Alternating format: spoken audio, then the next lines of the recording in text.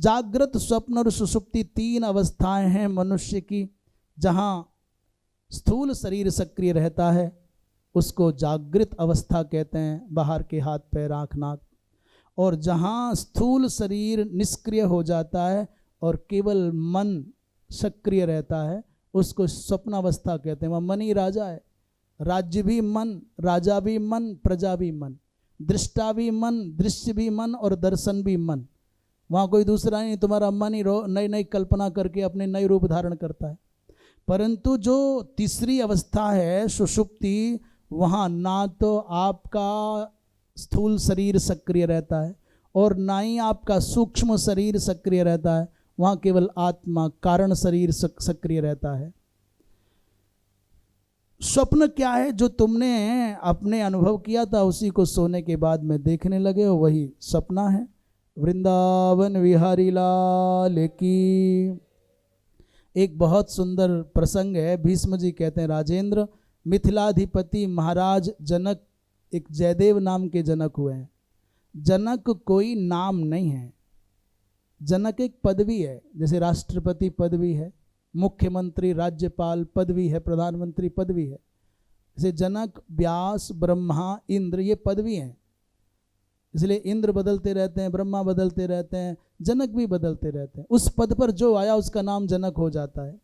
तो ये जयदेव नाम के जनक हैं जो सदा 100 विद्वानों के संग रहते हैं। तस्य स्म शतमाचार्याः बसंती सततं गृहे। 100 विद्वानों के संग रहते हैं, विचार विमर्श चलता रहता है।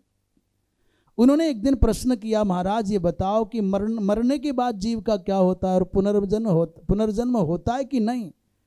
उन विद्वानों की सभा में पंचसिख नाम के बड़े उच्च कोटि के विद्वान आए और उन्होंने कहा कि देखो राजन, जाति निर्वेद, कर्म निर्वेद और सर्व निर्वेद।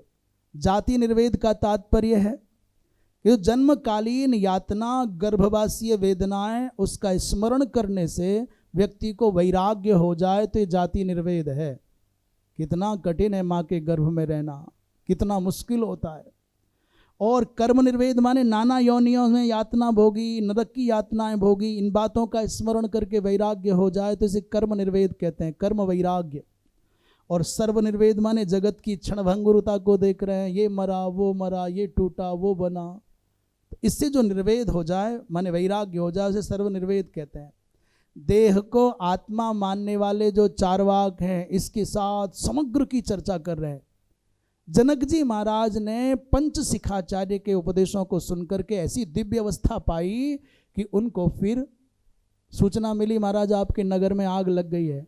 तो शांत बैठे रहे, कोई फर्क ही नहीं पड़ा, न हलचल हुई, न भागे, न दौड़े। किसी ने कहा महाराज आग बुझ गई, कुछ नुकसान नहीं हुआ, तो न कोई हर्ष न कोई शोक। पंच शिखाचार्य के उपदेश से उनको लगा कि जैसे सारी नदियां सागर में समाती हैं वैसे ही संसार अपने आप अपने प्रवाह में समाता जा रहा है। वृंदावन विहारी लाल की। हर हर